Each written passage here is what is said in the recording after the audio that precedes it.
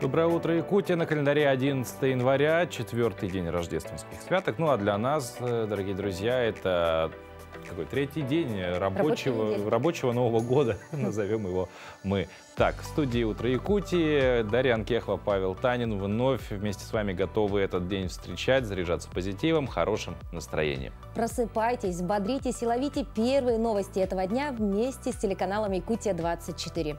Ну и как обычно, Паша, необходимо просто проанонсировать, что же ждет нас в течение ближайшего часа.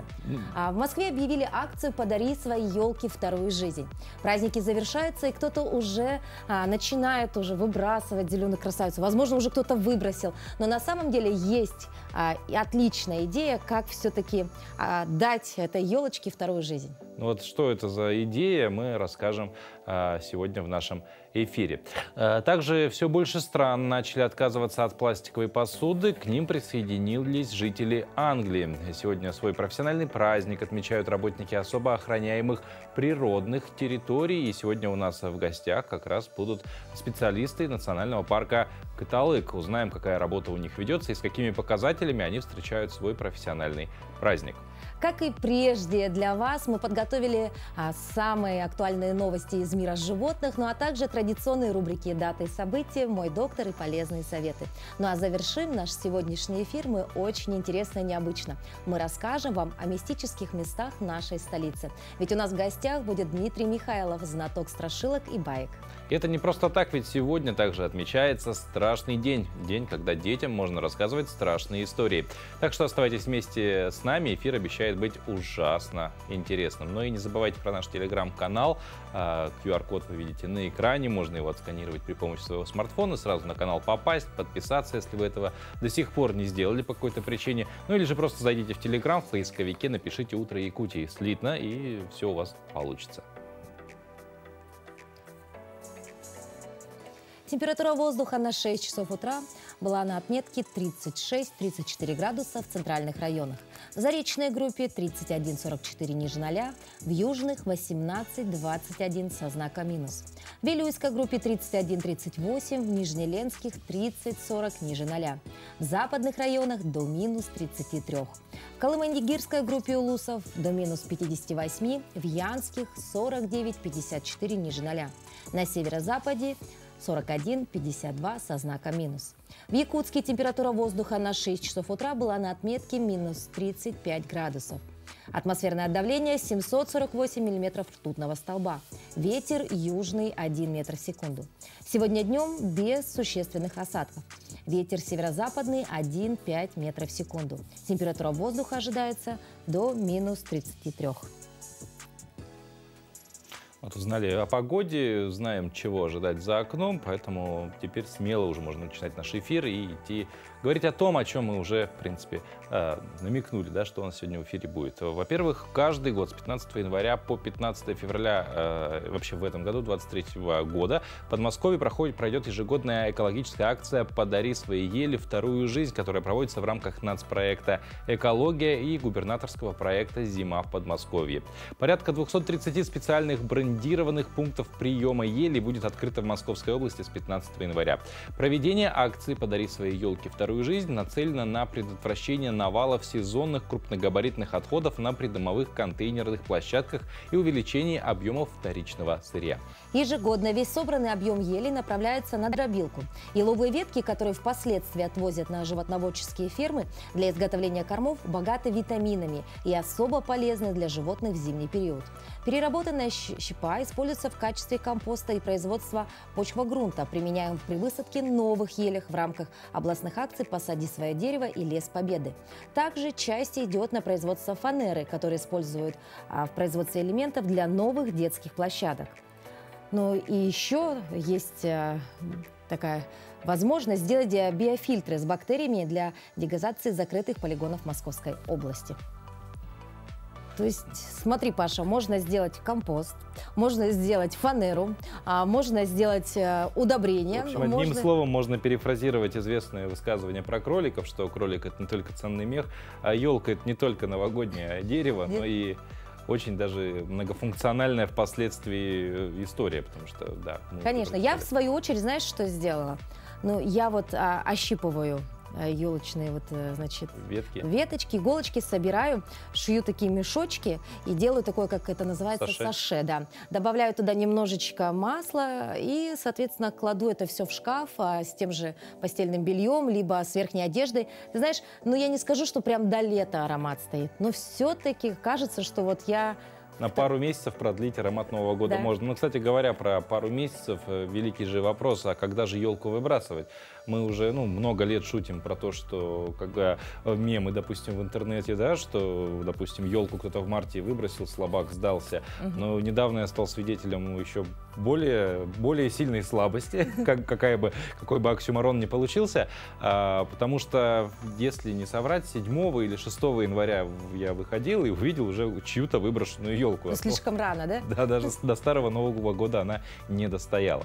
Но продолжаем тему экологии. Правительство Великобритании запретит использование одноразовой посуды в Англии. Об этом сообщает газета «Гардиан» со ссылкой на слова министра окружающей среды Соединенного Королевства Терезы Кофи. По данным издания, ежегодно в Англии используется около 1 миллиарда одноразовых тарелок и более 4 миллиардов одноразовых пластиковых столовых приборов. Это новый запрет окажет огромное влияние на прекращение загрязнения миллиардов куска пластика и поможет защитить окружающую среду для будущих поколений, заявила Кофи. В Англии, получается, миллиард человек пользуется, потому что, миллиард тарелок, было сказано, 4 миллиарда приборов. Но к приборам давайте отнесем стаканы, вилка, ложка. Вот как раз и выходит ровно 1 миллиард комплектов. Ну, потому что практикуется у них, знаешь, вот ужин. Многие женщины не готовы накрывать вот стол, ставить посуду. Проще взяли пластиковую тарелочку, поели и выбросили. У нас в основном пластиковая посуда — это когда выезд за город. Все-таки мы любим, вот, чтобы стоял сервис. Это традиция, и любим мы домашнюю еду. Ну а прямо сейчас давайте узнаем, какими же событиями сегодняшний день запомнился.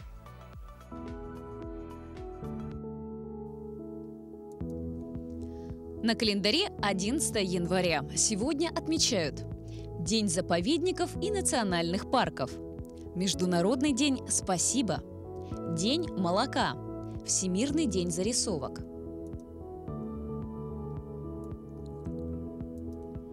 По народному календарю в эти дни продолжаются святки.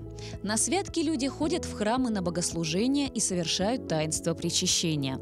В эти дни принято проявлять милосердие, посещать больницы и детские дома, подавать милостыню малоимущим, делать благотворительные взносы.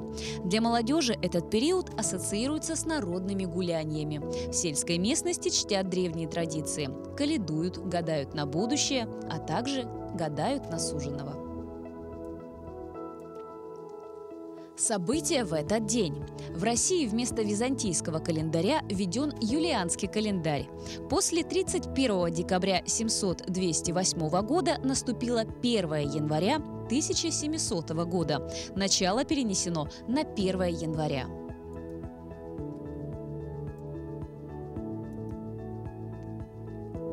Уильям Гершель открыл существование Титании и Обертона, спутников планеты Уран. На территории России создан первый заповедник – Баргузинский. С 1997 года отмечается как День заповедников и национальных парков. 14-летний канадец Леонард Томпсон стал первым в мире человеком, для лечения которого от диабета был применен инсулин.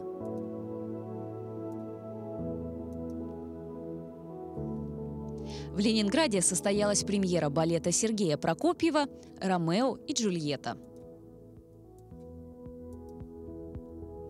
В СССР в Звездном городке создан Центр подготовки космонавтов.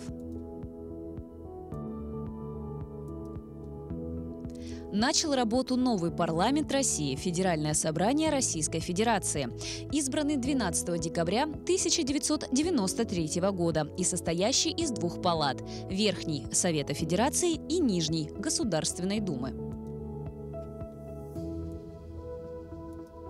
В этот день родились Михаил Клодет, русский художник-пейзажист второй половины XIX века. Рейнгольд Глиер, советский композитор, народный артист СССР. Альберт Хоффман, швейцарский химик. Бернар Блие, французский киноактер. Владимир Венгеров, советский киносценарист и режиссер.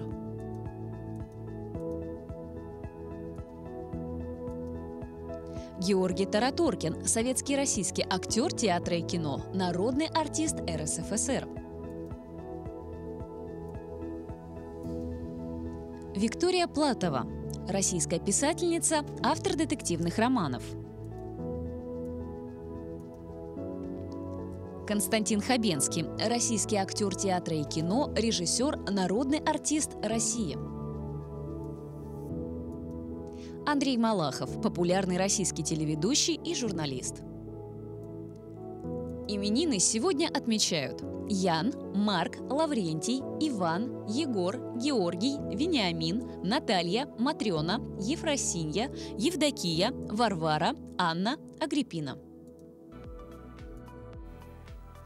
Как было сказано, сегодня отмечается День заповедников национальных парков. Это официальный праздник, который в Российской Федерации отмечают по инициативе ряда экологических организаций. Дата в России ежегодно отмечается именно 11 января, и выбор экологов для проведения Дня заповедников и национальных парков не зря пал именно на эту дату, потому что мы уже сказали, что 11 января в Бурятии был создан первый в России государственный биосферный заповедник Баргузинский.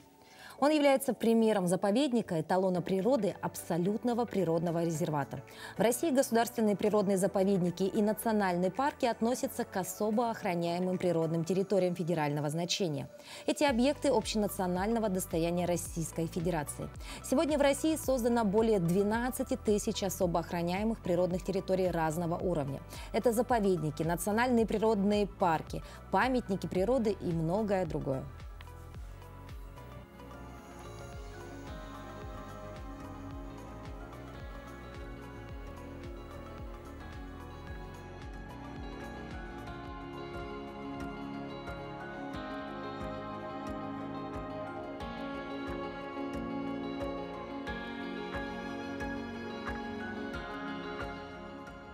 Ну, конечно же, профессиональный праздник связан с людьми, которые поддерживают работу всей этой системы сохранения природных объектов. И с одними из них мы после короткой паузы поговорим в нашей студии. Оставайтесь с нами. И вообще узнаем, Паша, сколько национальных парков есть у нас в республике?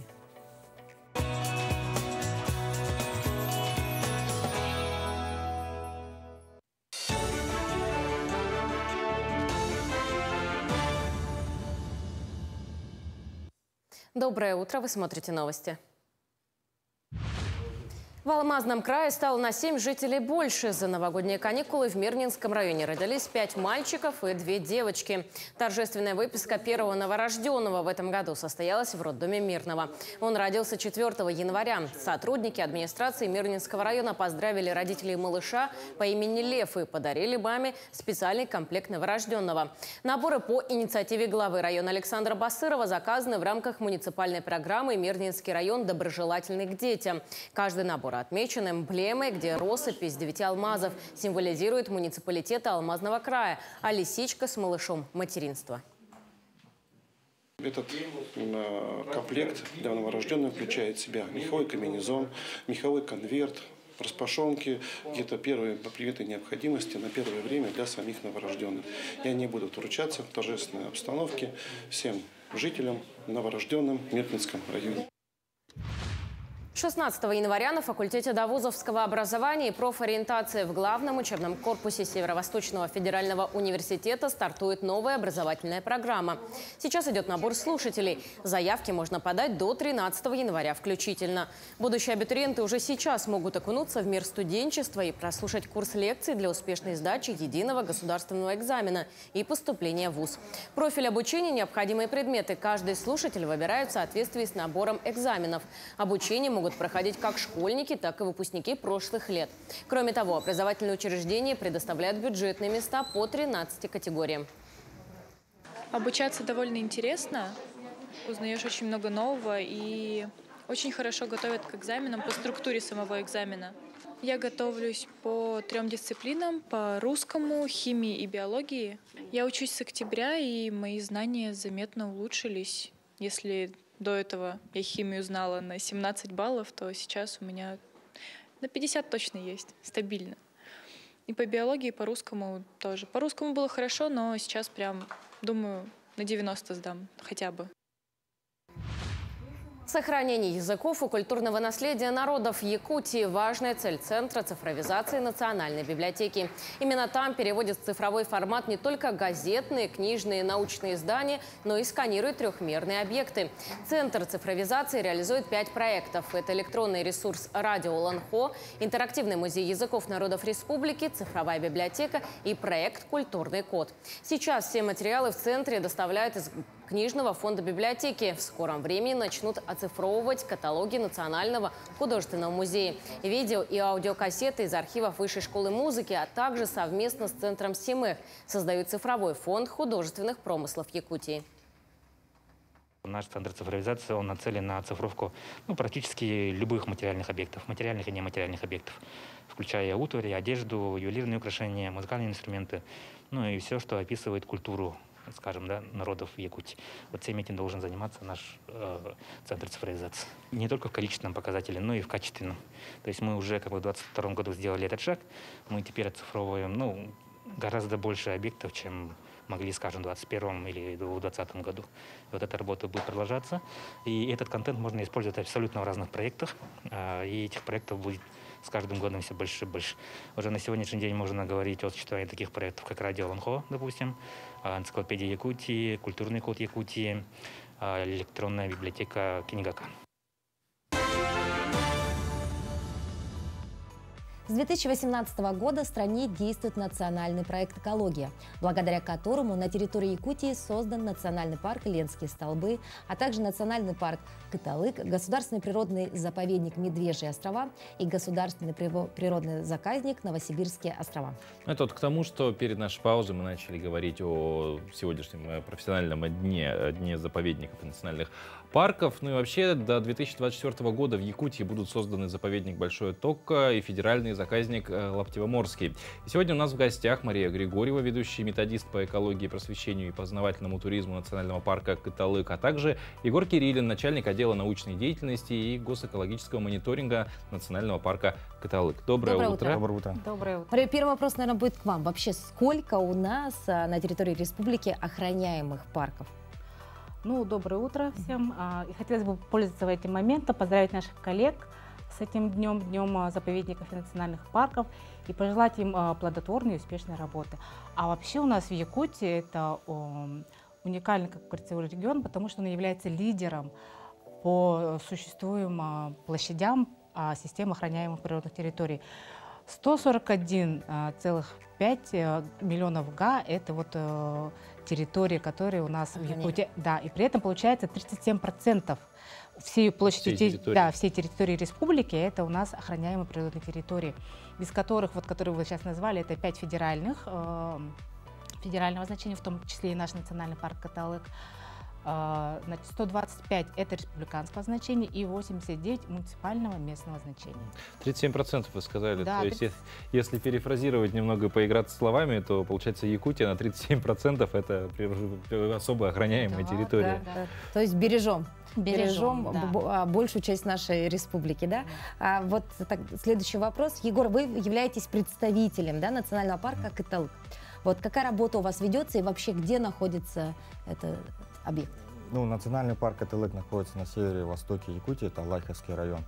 Наверное, все вы поняли название национального парка, это Кыталык, с якутского это переводится как стерх, поэтому вся основная деятельность, в нашем парке обитает этот такой красивый вид птицы, как стерх, поэтому вся основная деятельность связана с восстановлением и сохранением данной птицы. Популяции, да. Ага. Вообще разные есть, есть национальные парки, природные парки, заповедники, заказники. А в чем разница, вообще какую цель выполняют эти все особо охраняемые природные территории? Если говорить вообще о системе особо охраняемых природных территорий, это уникальные места, которые, конечно, сохраняют генофонд и животных, и птиц, и уникальной природы, но на самом деле они существуют для устойчивого развития экосистем и разнообразия на планете, биоразнообразия. Да?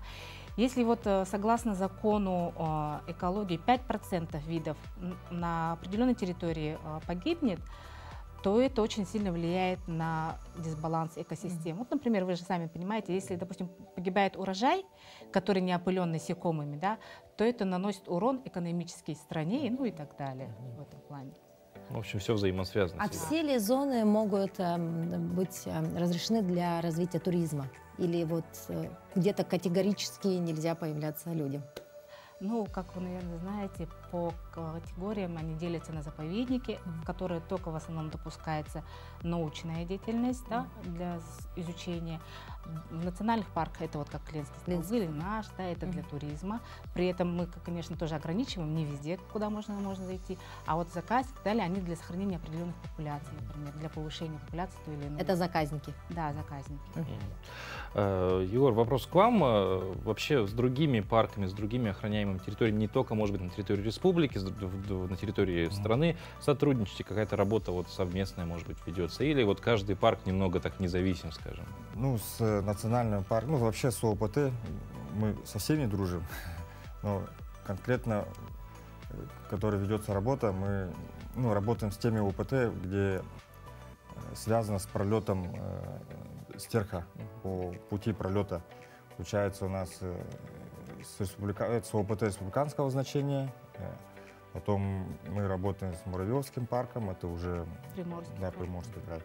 И вот недавно мы подписали соглашение с озером Паянг, это Китайская Народная Республика. Там тоже есть стерхи? Там они зимуют, у нас летуют.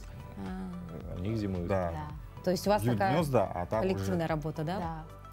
Вот конкретно в вашему парку что вот это совместное сотрудничество дает? Ну, в основном это мы определяем пути, даты по пролету, потому что каждый год у нас разное же бывает, где-то будет жарче или наоборот опаздывать будет зима, поэтому все эти знания они дают. Ну, для отслежки и мониторинга. Для отслежки и мониторинга и дают знания по сохранению. И обмен опытом. Но у нас начало года, и любые сообщества, экосообщества организуют, в первую очередь, планирование. Да? Вот на этот год какие у вас основные цели и задачи? Ну, конечно же, у нас это продолжение мониторинговых исследований, то, что мы до этого делали. А так, в целом, у нас относительно молодой парк, поэтому мы примерно обследовали около 10-20% нашей территории. Поэтому мы ежегодно расширяем вот эти исследования. В этом году мы планируем опять расшириться, новые уже заложить площадки. Да. А вообще парк же у нас почти 2 миллиона га. Это большая территория в Алаихском улусе. Хотя, вы знаете, наверное, Алаихский улус не сильно заселен, и этим, наверное, плюс. Тем, что вот именно эти природные места, они имеют минимальное влияние. И первозданные. Да, там нет ни дорог, ни деревень, вообще ничего нет. Ну, потому что людей нет, собственно, поэтому. Ну да, это плюс для наших этих стерхов, которых мы охраняем. Ну, не только стерхов, там и другие живут. А если говорить о территории, да, вот заповедников, она всегда фиксирована или бывают случаи, когда она уменьшается или наоборот, расширяется? Нет. Она всегда фиксирована. Да. То есть, в принципе, ни при каких условиях ее... Вот, допустим, может быть, да, бывает, там, нашли какие-то природные ископаемые, нужна разработка, но в этом случае, да, она может расшириться. Или наоборот, сузиться. Ну, сузиться она никак не может, потому что охранная деятельность ведется. Потому что на этой территории они уже изымаются из вот этого недропользования, получается, территории. А вообще, вот если смотреть, то вот еще говорить про Якутию нашу, да, чем наш регион такой уникален, тем, что 30% да, вот этого нашей дикой природы естественной, она от России у нас, да, и 10% от всего целого мира. То есть мы, получается, уникальная зона, как бы получается, да, которая сохраняет естественность, биоразнообразие. И это, как раньше говорили, да, легкие. В основном мы как легкие для многих планет. Вот очень хорошие показатели, да, и такие добрые слова. Мы поздравляем вас с вашим профессиональным праздником. Мы желаем, конечно же, вам успехов, наверное, в нелегком труде, потому что вы трудитесь. Очень приятно. Да, очень трудитесь. Благое дело делаете, да, и надеюсь, что все-таки наши вот те объекты, о которых вы заботитесь, конечно же, будут в первозданном, вот в том самом виде, и популяция животных и растений будет только увеличиться. Кстати, да, популяция стерхов наших за последние годы увеличилась с 3000 до 5500. Ну, вот почти прирост в 2 раза. Да. Здорово, значит, работа ведется правильно, и имеет свои результаты. Правильно. Ну, все, еще раз с праздником. Мы желаем вам доброго утра и хорошего рабочего дня. Спасибо. Красота в ритме танца. Премьера на нашем канале. Танцуй.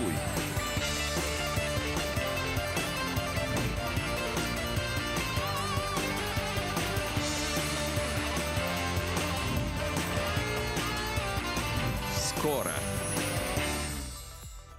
Ты знаешь, Паша, вот после общения с нашими гостями я задумалась, что это, оказывается, наверное, все-таки моя мечта побывать в подобном парке, где можно увидеть прям большую популяцию догоняй наших стерхов. гостей, они еще недалеко ушли, да, можешь. Я на самом деле не видела, 30 минут один я отработать смогу. Хорошо, но это будет моя маленькая, наверное, целью в этом году. Увидеть. Я надеюсь, она у тебя получится. Вообще, хотя просто посетить подобного рода места. Да. Потому что, ладно, те же Ленинские столбы, там все-таки туризм развитый и так далее, а вот более закрытые, особо охраняемые территории, туда попасть не так легко. Есть о чем подумать и что запланировать на этот год. Да. Вообще говоря про сохранение и фауны, и флоры, и вообще вот таких мест, сотрудники Бахчисарайского парка «Крым в миниатюре на ладони» выхаживают медвежонка, от которого отказалась мама-медведица. На кадрах можно увидеть крошечного детеныша, который пьет молоко и переползает с места на место. Руководитель Бахчисарайского парка «Миниатюр» Виктор Жиленко сообщил, что у мамы-медвежонка, медведицы Маши, при первых родах на свет сразу появилась двойня, но по каким-то обстоятельствам медведица решила ухаживать только за одним медвежонком. Маша появилась в парке 3 года назад, после того, как ее конфисковали у фотографа с набережной Ялты. Здесь она встретила медведя Степана, с которым создала семью. Как сообщили в пресс-службе парка, за оставленным медвежонком следят сотрудники по уходу за животными. У него очень хороший аппетит, и каждые 2 часа малютка лакомится козьим молоком.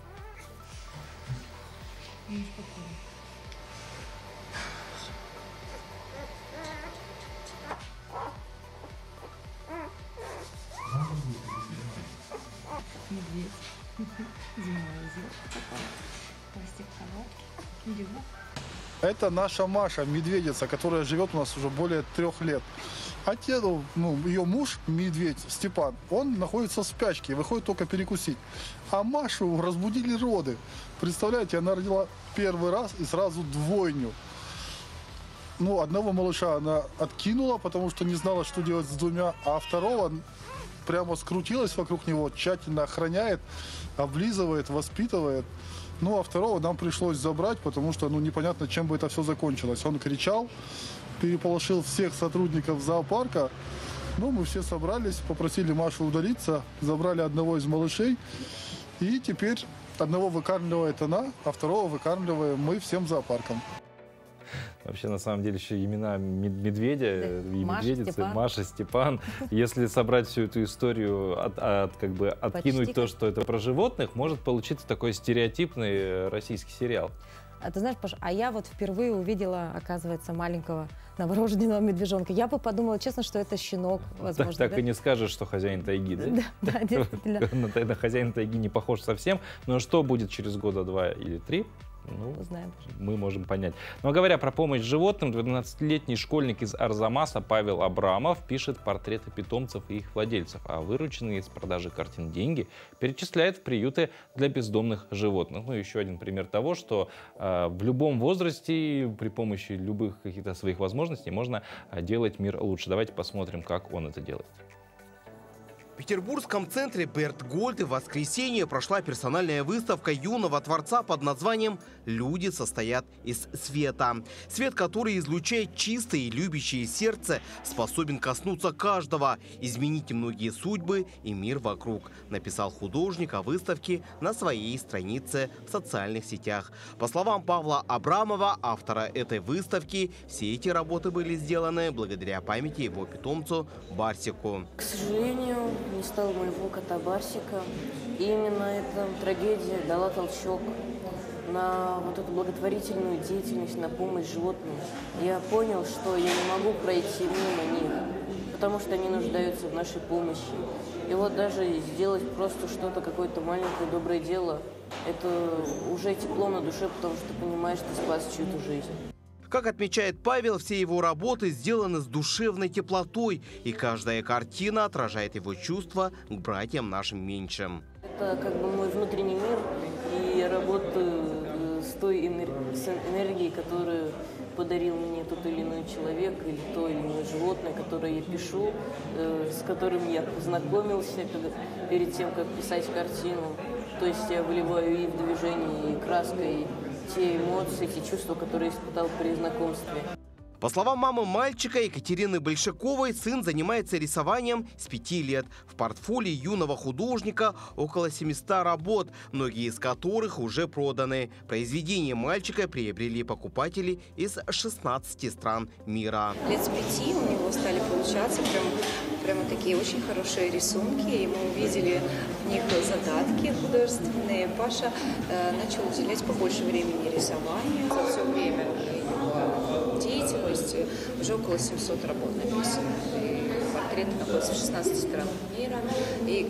Но, к сожалению, вот только эти работы смогли дождаться персональной выставки. Мы их намеренно готовили именно для того, чтобы показать. По словам директора приюта домашних животных «Преданное сердце», такие мероприятия ранее у них не проводилось, и для них это что-то новое. Они отмечают, что это даст подрастающему поколению посмотреть на эту проблему с другого ракурса. Такой формат благотворительности – это, во-первых, для нас новое, во-вторых, это, безусловно, очень интересно, потому что это задействовано новое поколение, молодое поколение людей, которые вовлекаются в благотворительность, которые привлекаются в благотворительность. И для приютов это очень важно, потому что узнает о приютах, о благотворительности совершенно другой слой населения. В рамках выставки прошел аукцион, где полотно Абрамова «Мамин зайчик» приобрел посетитель за 7000 рублей. Деньги передали кошачьему приюту «Преданное сердце» в Санкт-Петербурге. Павел Абрамов является членом Международного союза художников-анималистов и обладателем международных премий в сфере благотворительности, в том числе государственной награды «Горячее сердце». На календаре 11 января. Вот Паша все... Января? Да, Паша все говорит о праздновании Нового года, и как-то до сих пор как будто находишься еще в тех самых выходных. К сожалению, многие, да, остаются еще там. Мы нет. Мы можно понять, да, что мы вот тут сидим, мы не находимся уже в тех выходных, а кто-то продолжает там оставаться, а у кого-то совпал с праздниками отпуск, если еще, не дай бог, это тоже страшно. Потому что можно не заметить, как праздник завладел тобой. Не праздник у тебя наступил, а праздник уже тобой владеет, и ты просто отрываешься во все, вот куда можно, куда нельзя. Думаю, в этом случае будет полезно посмотреть нашу постоянную рубрику «Мой доктор», где мы расскажем, как можно снять алкогольное отравление. Мы думаем, что это может помочь тем, кто до сих пор продолжает отмечать новогодние праздники.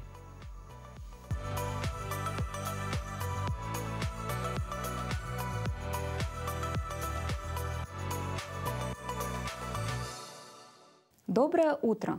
Алкоголь – это психоактивное вещество с вызывающими зависимость свойствами. Безвредной дозы алкоголя не существует. Минимальная, не представляющая вреда для здоровья доза алкоголя – это полное отсутствие. Алкоголь, являясь ядом, ухудшает кровоснабжение, провоцирует гипертоническую болезнь, сахарный диабет, заболевания печени, почек, что всегда связано с риском потери здоровья и жизни. Однократное употребление суррогатов алкоголя или иных технических жидкостей, содержащих метиловый спирт, этиленгликоль, ацетон и другие ядовитые вещества, может привести к летальному исходу. Алкогольное отравление возникает тогда, когда доза принятого алкоголя слишком высока или употребляется некачественный алкоголь. Если отравление произошло менее часа назад и у пострадавшего ясное сознание, нормальное дыхание, нет припадков, отсутствует рвота, необходимо дать пострадавшему выпить воды, вызвать у него рвоту и принять активированный уголь в течение часа. При первых признаках отравления, потеря сознания, продолжительная рвота, задержка мочи и лихорадка, в этом случае необходимо не медлить и вызвать скорую медицинскую помощь или доставить пострадавшего в больницу. Находиться рядом необходимо до приезда скорой. Человек с отравлением должен лежать на боку, чтобы не захлебнуться рвотными массами. Впереди у нас предстоят длительные новогодние каникулы, и самый эффективный способ профилактики таких отравлений – это полный отказ от употребления спиртных напитков. Но если же исключить горячительные напитки не удастся, необходимо помнить и соблюдать следующие меры и предосторожности. Не приобретать алкогольные напитки по низкой цене без фирменной заводской упаковки и маркировки специальными акцизными марками, с рук, а также дистанционным способом продажи через сеть интернет. Старайтесь не употреблять алкоголь на пустой желудок. Немного перекусите. Употребляйте алкоголь в меру. Не запивайте газированными напитками. Старайтесь не смешивать алкоголь. Помните, что предотвратить отравление гораздо проще, чем его лечить.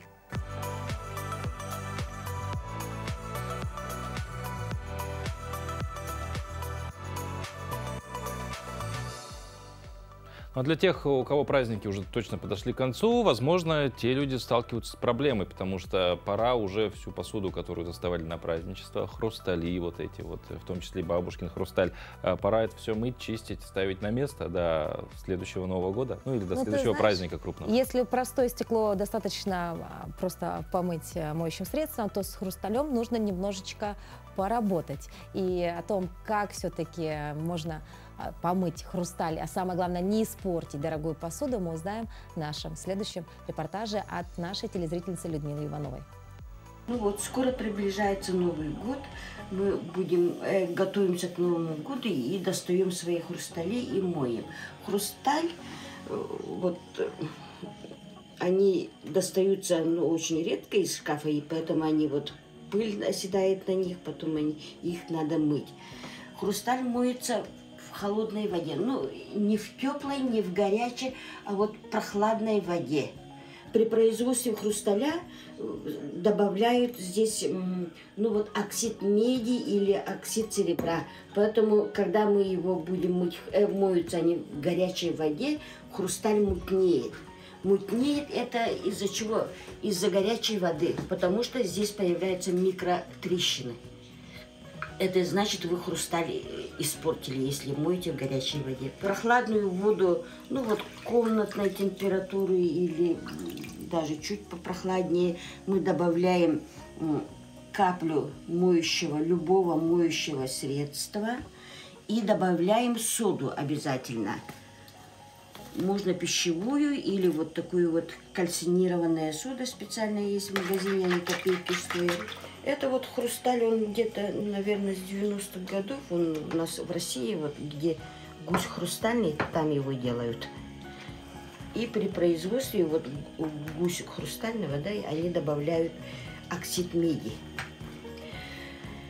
Ага, и еще хрусталь, ну, вот, чешские хрусталя, богема и так далее, да, и вот некоторые вот зарубежных странах они добавляют, да, при производстве, например, серебро. Поэтому вот звенят. Потом при ополаскивании тоже ополаскиваем в прохладной воде тоже хрусталь. Вода тоже должна быть совершенно прохладная. Ни в коем случае не горячая. Тогда будет хрусталь блестеть, и ничего с ним не будет. Думаю, эти советы помогут подготовиться к старому Новому году, потому что он в пятницу уже 13 января. Поэтому ну, полезная информация в любом случае, тем более, если есть дома хрусталь. Ну а прямо сейчас наши коллеги из информационной службы расскажут о последних новостях.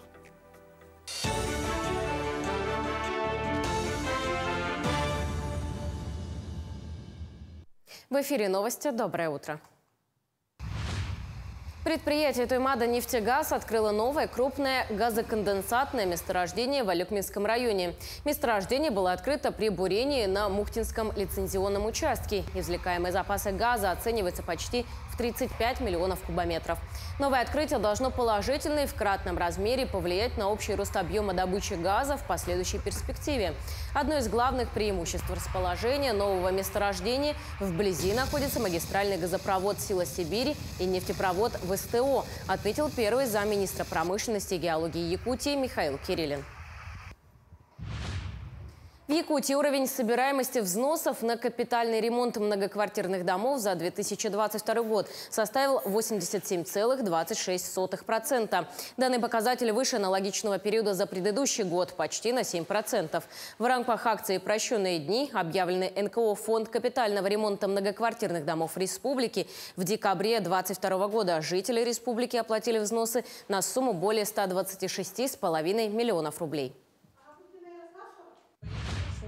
В Вилюйске будут проектировать набережную. Завершилось голосование по выбору территории. В нем приняли участие 1276 жителей. Большинство из них проголосовали за территорию набережной. Напомним, с 2018 года в стране проходит проект «Малые исторические города России». Один из старейших городов Сибири, Вилюйск, принимает в нем участие во второй раз. Так, победив в 2019-м, проект «Парк Булу» уже функционирует и радует жителей и гостей нашего города. Отметим, что проекты бывают самыми разными – от ограждения памятников, обновления фасадов исторических зданий до облагораживания территорий. Проекты выбирает комиссия и сами жители города путем голосования. В этом году в рамках проекта планируется реставрация набережного участка вдоль реки Вилюй.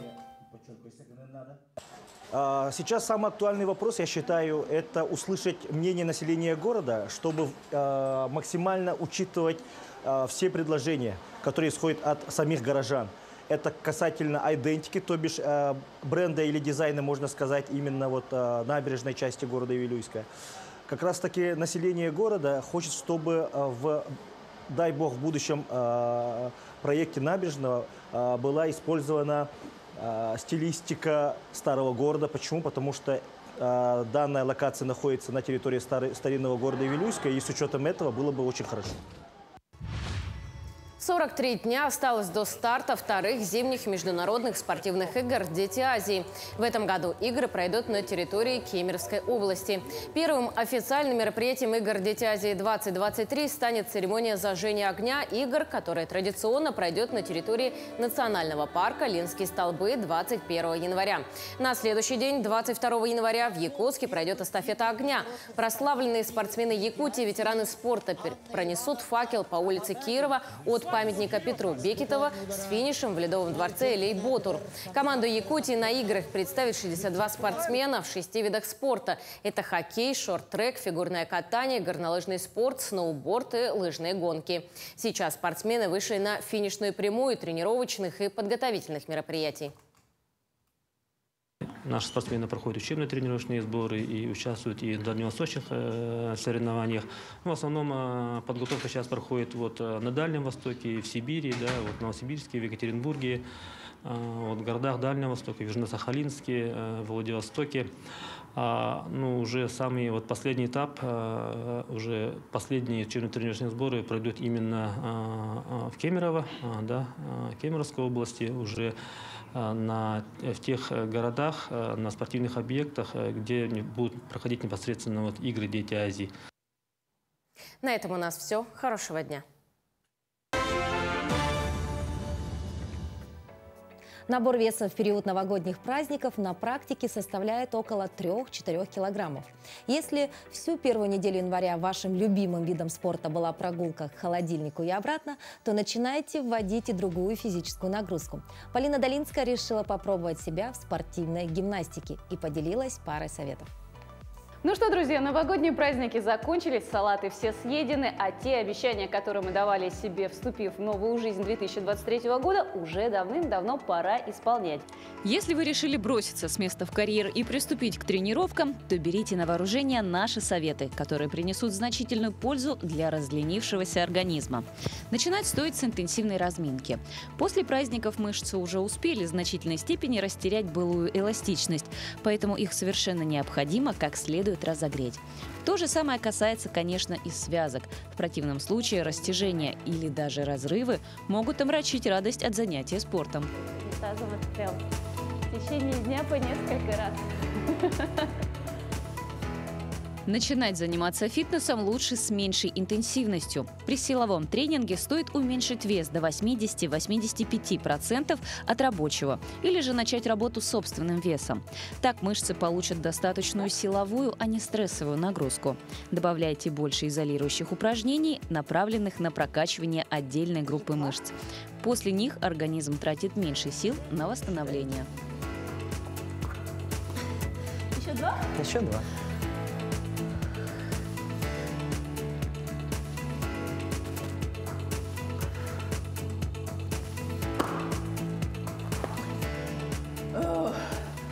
Заниматься лучше под присмотром тренера. Так вы получите рекомендации компетентного специалиста. Тренировки будут подобраны с учетом ваших способностей. Частота выполнения упражнений при необходимости будет скорректирована, и вы избежите неприятных травм.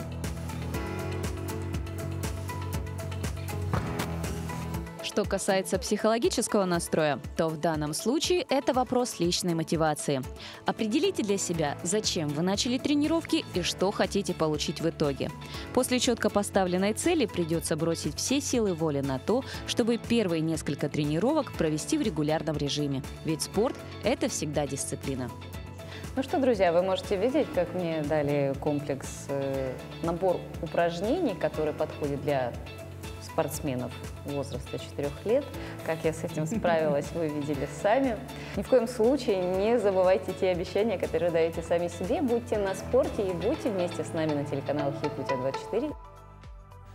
На сегодня, 11 января, православная церковь чтит память убитых в Вифлееме 14 тысяч младенцев. В народе этот день называют страшным днем и пытаются защитить детей от любого зла. Ну, исторически так сложилось традиционно. Почему в народе этот день считают страшным? Веками люди считали этот день самым страшным в году. По народным поверьям, в этот день нечистая сила бродила по улицам и забирала души детей. Якобы ее даже можно было и увидеть. Поэтому крестьяне старались из дома лишний раз не выходить, особенно по вечерам, а проводили время за гаданиями и посиделками, рассказывая друг другу байки, легенды и страшилки. Чтобы защититься от темных сил, во дворе дома разжигали костер углями из печи. Тогда, по поверьям, в огне должны были сгореть все ваши беды, печали и болезни. Таким еще хорошим фоторядом сопровождалась эта новость. Прям то, что нужно с утра, чтобы взбодриться, открыть глаза. Я думаю, доброе утро, уважаемые телезрители. Ну а сегодня у нас в гостях главный по страшилкам и по городским легендам Якутска Дмитрий Михайлов. Человек, который проводит экскурсии по столице региона и рассказывает страшные истории. Дмитрий, здравствуй. Здравствуйте. Здравствуйте, доброе утро. Дмитрий, но я, честно, давно мечтала с вами познакомиться, потому что очень слежу за всеми мистическими такими интересными темами, тем более в нашей республике. Мы знаем, что у вас есть даже книга небольшая, да, но я ее в свое время тоже прочла. Вот вообще, откуда берете все эти истории? Все-таки они реальны или есть нотки вашей фантазии? На самом деле я от себя практически никогда ничего не добавляю. Единственное, что у нас город на самом деле очень древний. Это один из самых древних городов вот здесь вот на востоке, потому что отсюда шло освоение как бы Дальнего Востока. Экспедиции как бы они начинали здесь. Это был последний перевалочный пункт как бы цивилизованный. И, соответственно, поэтому история у города на самом деле очень богатая.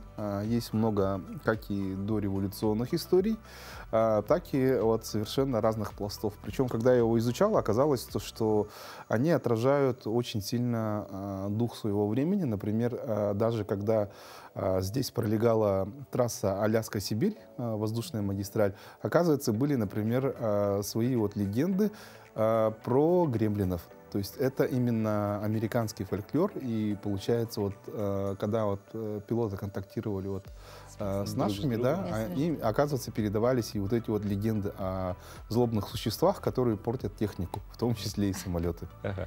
Ну, вообще, откуда, как давно появилось увлечение вообще вот таким фольклором, мистическим фольклором, опять же, говоря про экскурсии по городу, как пришла идея их вот проводить?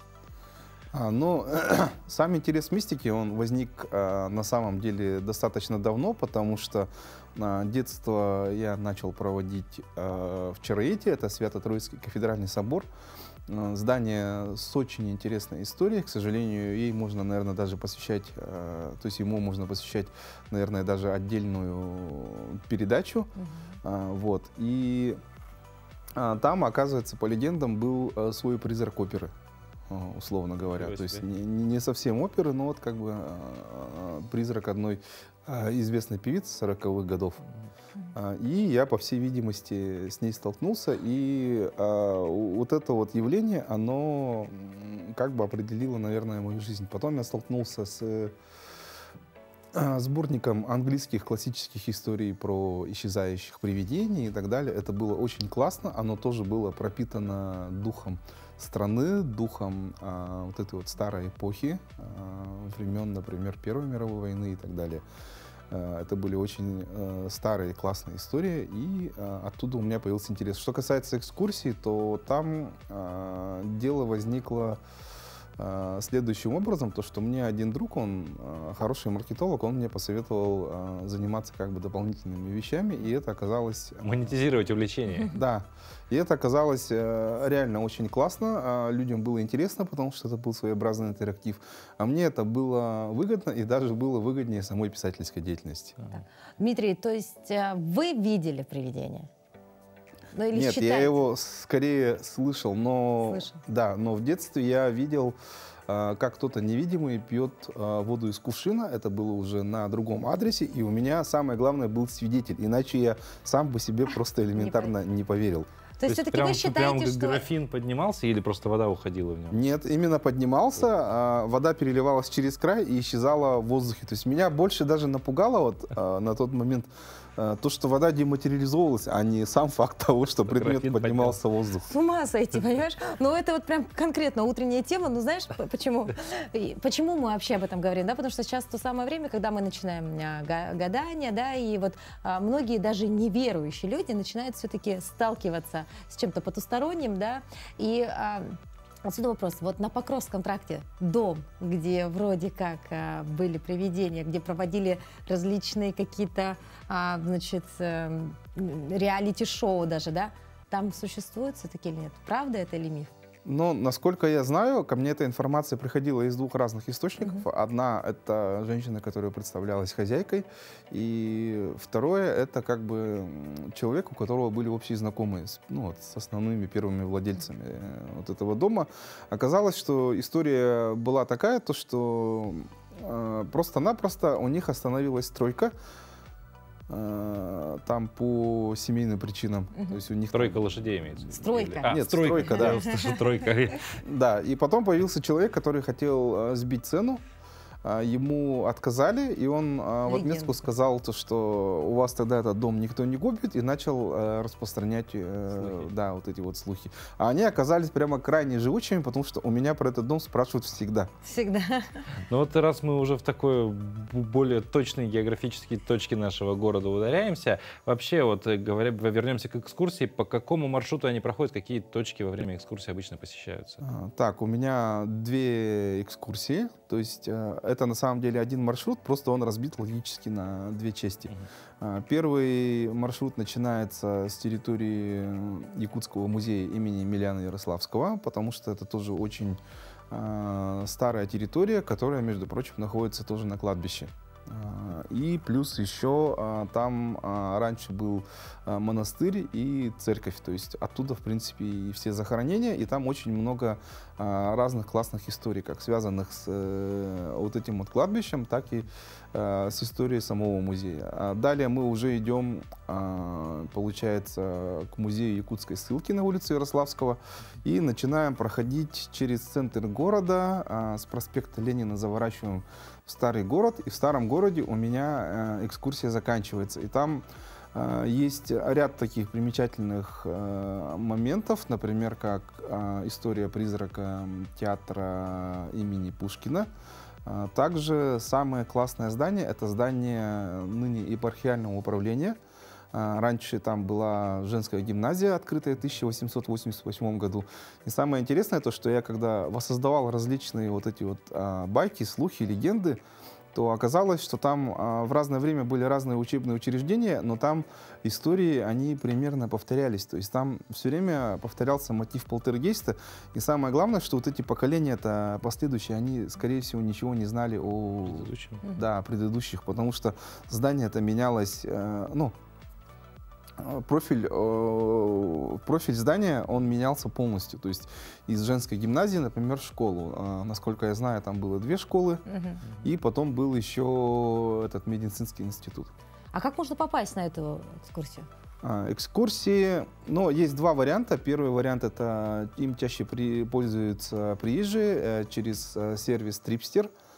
Если там гуглить, например, там экскурсии якутские и так далее, то этот сервис начинает выходить. И второй вариант — это нужно уже договариваться со мной лично, например, через телеграм-канал «Северная мистика». Тогда там уже просто я объявляю об экскурсиях. Они проходят регулярно, начиная там с теплого времени года. Дмитрий, здесь, наверное, необходимо отметить, что вы человек образованный, да, то есть, возможно, многие подумают, что, может быть, это какой-то некий шарлатан, на самом деле нет. То есть вы знаете и историю, правильно, и у вас и писательская деятельность развита, да, то есть вы человек, который владеет конкретно фактами, правильно? Да, именно так. Я на самом деле по профилю, конечно, не историк, я филолог, но это тоже профиль, связанный именно с фольклором, с мифологией и так далее. Дмитрий, желаем успехов в развитии вот этого направления, желаем еще больше интересных, занимательных историй. А с вами, дорогие телезрители, прощаемся, увидимся мы завтра. Доброго утра!